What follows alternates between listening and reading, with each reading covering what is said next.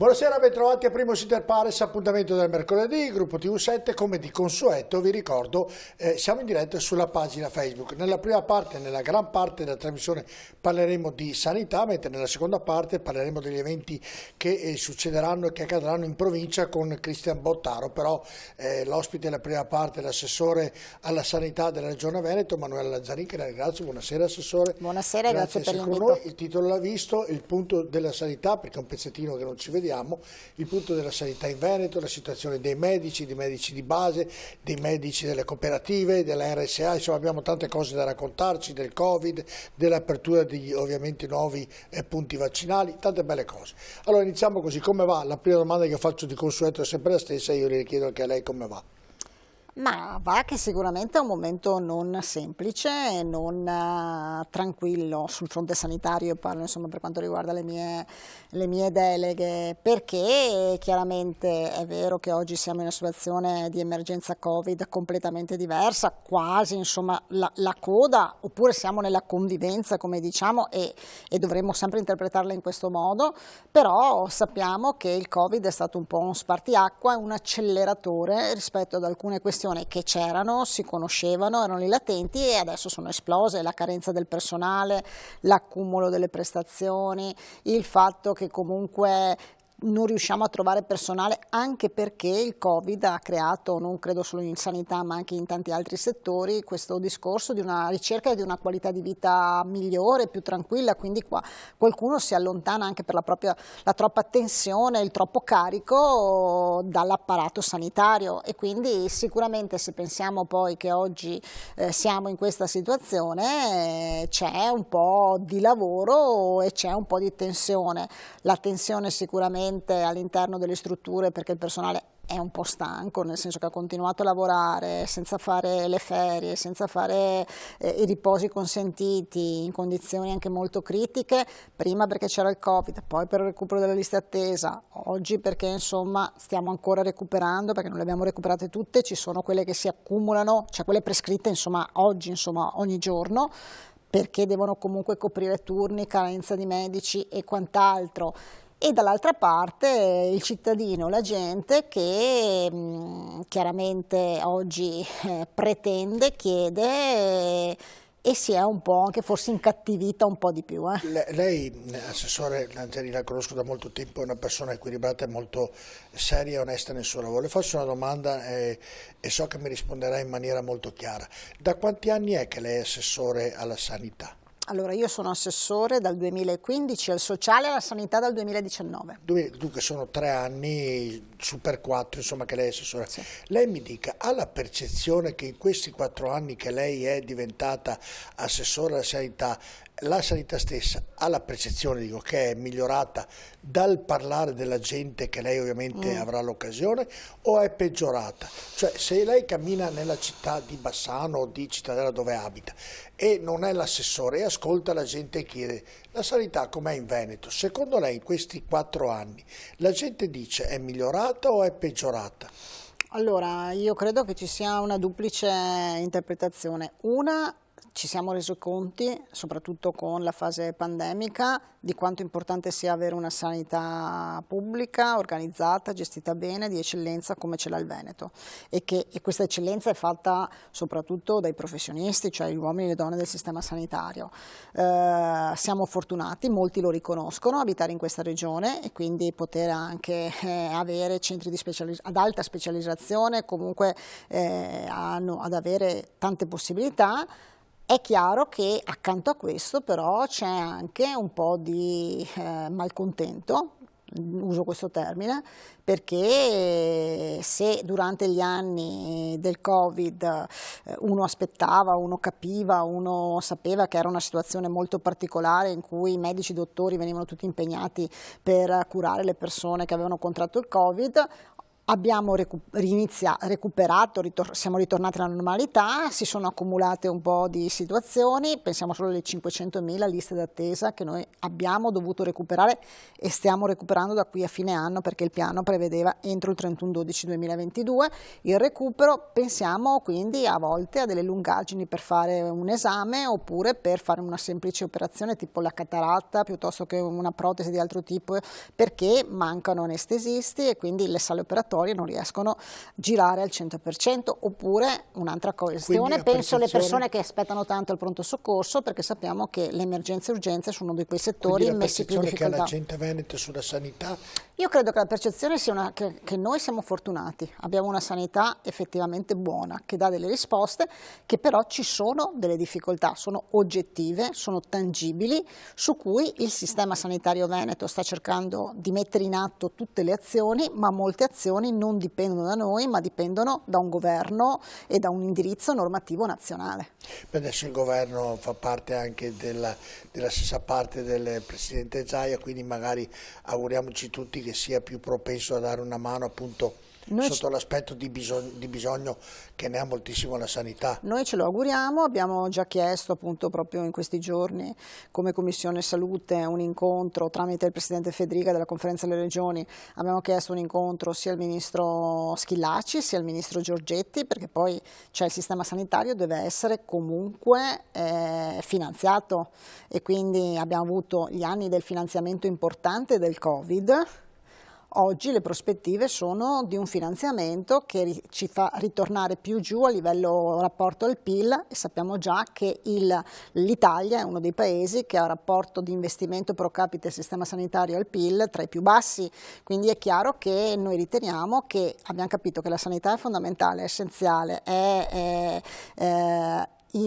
irrinunciabile, ma abbiamo capito che la sanità è molto legata all'economia, allo sviluppo e al progresso, perché quando abbiamo avuto l'emergenza abbiamo dovuto chiudere tutto, no?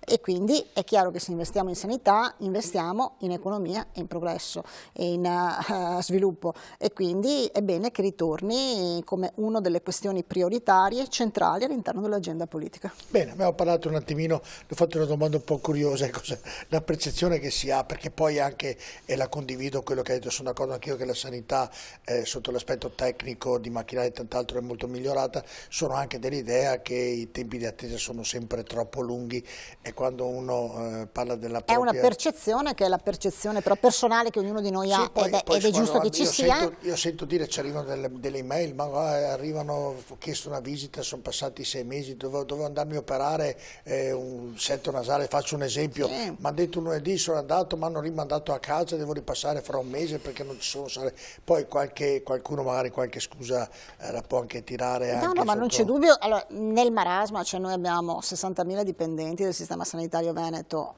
non è facile. In tutto questo 68 ospedali, non è facile, 80 milioni di prestazioni l'anno, voi capite che sono numeri che dicono... Sì, però lei sa che se va un paziente perché ha necessità e non viene curato, lei capisce che questo esce e va fuori che di testa. Non c'è dubbio. Io prima non ho detto a caso che la pandemia, secondo me, ma questo lo riscontro parlando anche con tutti, ha accelerato sicuramente alcune questioni che erano lì latenti e sono esplose. Nella drammaticità anche, c'è la carenza di personale, il grande accumulo, eccetera, tutte queste cose qui.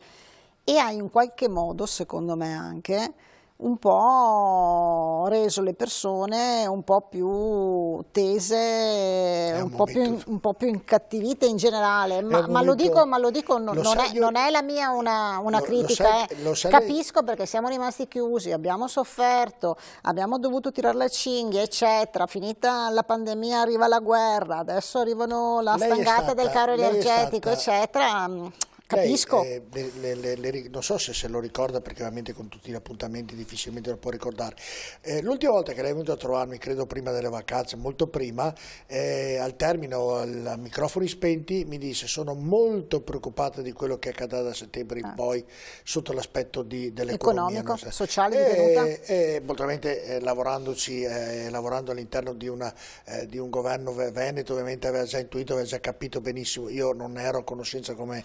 ovviamente lo era lei, però si era capito dalle sue dichiarazioni fuori microfono che non sarebbe un inverno, non sarebbe diventato un inverno dei migliori. Speriamo che che sbagli, perché l'inverno deve ancora arrivare, però credo che abbia ragione. Per il perché momento così... diciamo che l'inverno non è arrivato, anche climaticamente ci Esatto, ha insomma salvato da questo punto di vista. speriamo che Vediamo. abbia torto, però ho la strana impressione che difficilmente lo avrà.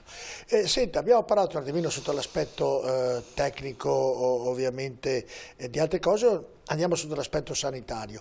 Oggi la situazione del Covid com'è? Le terapie intensive nelle aziende ospedaliere, nelle USL, com'è la ricezione? Ci sono ancora molti malati di Covid, oppure il Covid ormai sta davvero diventando come un'influenza magari un po' più forte dell'influenza stessa, ma chi ha il Covid e che è messo grave è perché molto probabilmente ha altre patologie? No, è così. Allora, oggi circola ancora il Covid, noi abbiamo i nostri 2.000, 3.000, 3.500 positivi al giorno, quindi insomma nelle ultime settimane insomma più o meno questo è il livello. Abbiamo un'occupazione ospedaliera minima, nel senso che arriviamo comunque alle 350-400 persone nei reparti non gravi, quindi nei reparti diciamo non critici, quindi non le terapie intensive, e arriviamo a 32, mi sembra 33, insomma, persone in terapia intensiva. Quindi un numero di persone gestibili, che oggi sono gestite all'interno del sistema sanitario, che però ci sono e rimangono. E chi sono queste persone? Sono prevalentemente persone anziane, 75-80 anni, e sono persone vaccinate anche in parte, anche i non vaccinati, ma sono anche persone vaccinate in alcuni casi che però hanno pluripatologie, quindi hanno l'infezione da Covid, e questa, già avendo non solo scompenso cardiaco, il diabete piuttosto che altri problemi, crea chiaramente un quadro clinico che deve portare al ricovero ospedaliero. Però ecco, la situazione è una situazione oggi completamente sotto controllo, una situazione che non ci sta preoccupando da questo punto di vista, che viene monitorata giornalmente e che anche ha fatto così, insomma, diciamo, cambiare anche il modello di approccio, non più l'ospedale Covid dedicati, ma all'interno di alcuni reparti dedicati all'interno degli ospedali, oppure anche all'interno di reparti con delle stanze dedicate. Non so, facciamo un esempio, viene ricoverato la persona in ortopedia che deve fare la protesi, siccome noi ancora facciamo lo screening a tutti quelli che devono ricoverarsi e quindi facciamo il tampone prima del ricovero, in molti casi uno nel momento del ricovero vediamo che è positivo, non sapeva di essere positivo perché potrebbe essere un asintomatico. È chiaro che quella persona, oppure che diventa positiva il giorno dopo che è stato ricoverato, è chiaro che quella persona, noi li chiamiamo i cosiddetti positivi per caso, vengono comunque ricoverati e vengono isolati rispetto agli altri, ma senza scombussolare troppo, diciamo così, la dinamica e l'organizzazione dell'ospedale, e senza pensare più comunque all'ospedale Covid dedicato. Ecco, poi tra l'altro nella Valle Uso mi sembra, qui vicino a Piano di Sarcosi, avete già stabilito le terapie intensive nel caso in cui questi numeri di malati di Covid il DL aumentano, e la cosa... Uno dei provvedimenti emergenziali che sono stati fatti durante il Covid 2020, il famoso DL 34, prevedeva un aumento significativo da parte di tutte le regioni e quindi dei fondi per aumentare le terapie intensive.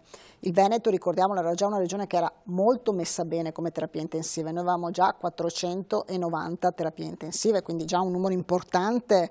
Con quel DL abbiamo avuto dei fondi e abbiamo quindi aumentato le terapie intensive di un centinaio, mi pare 80, 100, e alcune di queste sono già pronte. L'esempio, domani vado a inaugurare quelle di Jesolo, che sono delle terapie intensive nuove, costruite appunto con questi fondi, che quindi vanno a incrementarsi, ma sono pronte qualora dovesse succedere, insomma, una situazione che ci auguriamo non succeda più, insomma.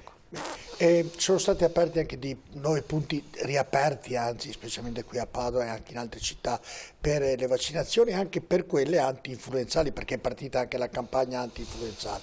Come sta andando? La campagna anti-influenzale è partita il 15, mi sembra, più o meno 16-15 di ottobre. Quest'anno noi possiamo contare abbiamo fatto un acquisto di 900.000 dosi di vaccini, le abbiamo distribuite tra i medici di medicina generale, all'interno dei nostri centri vaccinali, e poi per la prima volta anche tramite le farmacie, un 100.000 dosi le abbiamo date alle farmacie. proprio per avere quindi una copertura a tappeto. Nei nostri centri di vaccinazione, dove oggi sono aperti con prenotazione per la quarta dose, per chi deve fare la quarta dose o chi deve fare la terza dose, insomma in base a dove è arrivato con il ciclo vaccinale, si possono fare anche le vaccinazioni antinfluenzali. Stanno andando bene, insomma, e quindi noi come ogni anno ci auguriamo, insomma, perché abbiamo visto che anche la vaccinazione antinfluenzale, l'abbiamo sempre detto, protegge da delle forme gravi di influenza. Sappiamo che anche l'influenza, se non curata o comunque se trascurata, oppure sempre su un soggetto anziano con pluripatologie croniche, può essere anche, può avere degli esiti non sempre proprio bellissimi. Ecco, io così le faccio, le do il mio dato personale che ha poca importanza, però sono 20 anni che faccio l'antinfluenzale e ho diverse patologie, non ho mai preso una volta l'influenza. Quindi no, questo è importante. Qualche raffreddore, ma nessuno ha mai influenza. Ho fatto tutti i 4 vaccini del Covid, ne ho presi 2 volte, ho fatto anche, come si chiama, il monoclonale per 2 volte, quindi però l'ho preso puntualmente, quindi... Però leggero, insomma. Leggero, tutto leggero, quindi, però l'ho preso male. Quindi questo è importante. Ma perché, una rottura perché prenderlo, noi, no, questo, lei l'ha preso lei il sì, Covid? l'ho preso a inizio dell'anno 2022, a gennaio 2022. E quanto l'hai durato, una curiosità? A me è durato tanto, mi è durato 14 giorni. Perché vede che ho un fisico debole, molto probabilmente lavora troppo. Non lo quindi... so, però questo è uno studio, credo che qualcuno lo sta facendo, perché effettivamente conosco pochissime persone invece, che dura 7 giorni. Guardi, le porto l'esempio mio, tanto per capirci. Io prendo il Covid, le dico anche i giorni di domenica, e dico, beh, stavolta non vado a denunciare il Covid, ormai so come fa, l'ho preso, me lo guarisco. Però poi, conoscendo molti medici, no, guarda che tu sei un carattere fragile, è meglio che ti vai a fare. Quindi divento positivo la domenica, però vado a fare il monoclonale il giovedì. Quindi 4 giorni entro 5 giorni bisogna 5 giorni farlo. dopo. Bene, vado a fare il monoclonale. Dopo 8 giorni che fai il monoclonale ti richiamano per verificare se sei ancora positivo e per verificare gli anticorpi. Nel frattempo, io avendo fatto il Covid di domenica, il lunedì della settimana dopo fatto un tamponcino? vado in farmacia, faccio il tampone negativo. Il giovedì dopo vado a fare il monoclonale, mi fanno il tampone, quello serio, positivo. Ma perché no? Ma perché... Ma ha detto poi la responsabile ovviamente di Paolo, mi dico basta poco quando ti fanno quello... certo, perché poi in base sono delle particelle però che se uno cioè, intercetta questa particella che escono ugualmente. Io ho fatto ma è chiaro che è cambiata completamente. Noi lo sappiamo che ci sono tanti che sanno di essere positivi ma non, ma se tu fai il molecolare, non si iscrivono, perché poi c'è questa cosa qui dei 7 giorni che non sono mai 7, adesso sarebbero i 5, sì, no? Però nessuno riesce a rimanere dentro i 5 giorni. Sono convinto che se uno fa il molecolare dopo 15 giorni sono quasi tutti ancora positivi. No, ma perché appunto ci sono queste particelle, quindi il molecolare che va molto in profondità intercetta. Che basta poco. Però fatalità Però io dico sempre, allora, per carità, ognuno insomma decide di fare e di comportarsi come vuole, però se uno sa che potrebbe essere positivo o potrebbe avere l'influenza, qualsiasi cosa, ci costa poco. La mascherina, abbiamo capito, l'abbiamo a portata di mano, ce la teniamo, la utilizziamo quando siamo con gli altri, ci costa proprio poco. Ma c'è gente che non è così, come dice lei. Lo so. C'è gente che io ho conosciuto proprio non è così, se ne frega altamente. Lo so. Perché poi si percepisce quando uno ce l'ha, ormai c'è il raffreddore normale che lo intuisci. Guardate che noi abbiamo visto che anche all'interno delle strutture sanitarie, quindi ospedali, ma anche le case di riposo, cioè l'utilizzo della mascherina ha bloccato le infezioni che prima circolavano in maniera esponenziale. Se lei pratica, lei quando è arrivato il periodo del Covid... Se noi parliamo anche con il pronto soccorso pediatrico qui di Padova, ti dicono, cioè, prima appunto il soccorso pediatrico venivano, eccetera, c'era una circolazione di... Però stiamo chiacchierando così, anche è una cosa simpatica. Io non so se lei pratica e va alla messa, però io non ci vado moltissimo, mia moglie ci va sempre, non ci vado moltissimo, però una volta ci vado. Una volta sentivi che battevano la tosse sempre all'interno, facevano tutti così, gli anziani come il sottoscritto, durante la messa c'era più di qualcuno che batteva la tosse. Periodo del Covid, nessuno. Con la mascherina non batteva la tosse nessuno, è una roba... E questo è è significativo sotto l'aspetto che la mascherina... No, ma io l'ho visto, cioè io non ho preso per più di 2 anni un raffreddore, prima insomma ero un soggetto forse più sensibile, un raffreddore bello potente all'anno me lo prendevo ogni anno. Certo. Andiamo in pubblicità, poi al rientro, la prima, abbiamo molte cose ancora da chiedere, sarà ovviamente cosa ne pensa dei medici Novax Personale. che sono stati reintegrati. Rimanete con noi a tra poco.